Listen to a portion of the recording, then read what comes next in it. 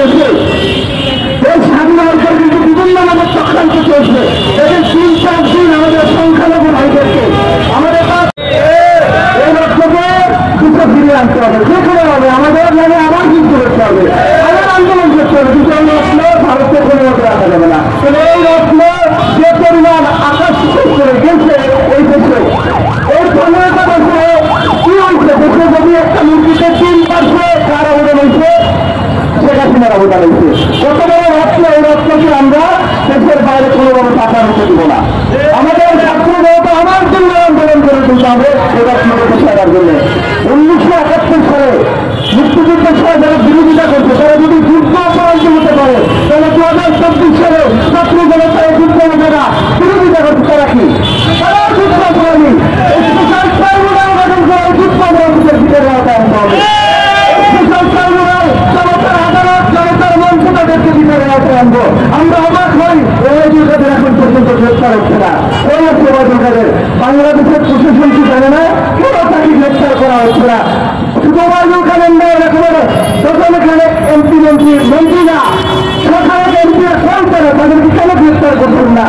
আমরা তাদেরকে ভিডিও তাদের আছে, তারা এই আন্দোলনে উস্কানি নেতা ছিল, তারা নির্দেশ নেতা ছিল, তাদের নির্দেশে আমার ভাই বোনদেরকে পাখির মতো গুলি করে হত্যা করা হয়েছে। তাদেরকে গ্রেপ্তার করতে হবে, আমাদের আবার আন্দোলনে নামতে হবে। আপনারা ভাবছেন যে এই স্বাধীন হয়ে গেছে, এই স্বাধীন অঞ্চল কিন্তু বিভিন্নভাবে চক্রান্ত চলছে। এদের 3-4 দিন আমাদের সংখ্যালঘু ভাইদেরকে আমাদের তা বলেই তাদেরকে সংখ্যালঘুদেরকে ভোট দিয়ে তাদেরকে মাঠে আমাদের চেষ্টা করছে।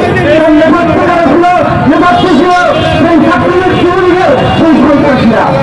আপনারা দেখেন এইটা আনসার বিপ্লব একটা চেষ্টা করেছিল কয়েকদিন ধরে, সেই আনসার বিপ্লবের নেতৃত্ব সেখানে ছিল। আমরা পরবর্তীতে দেখেছি সেখানে সেই ছাত্রদের যুবলীগের সেই সন্ত্রাসীরা নেতৃত্ব দিয়ে গেছে। এরপরে বিভিন্ন মানে তারা নানান মানে নানান রকমের অপকর্ম করার চেষ্টা করে।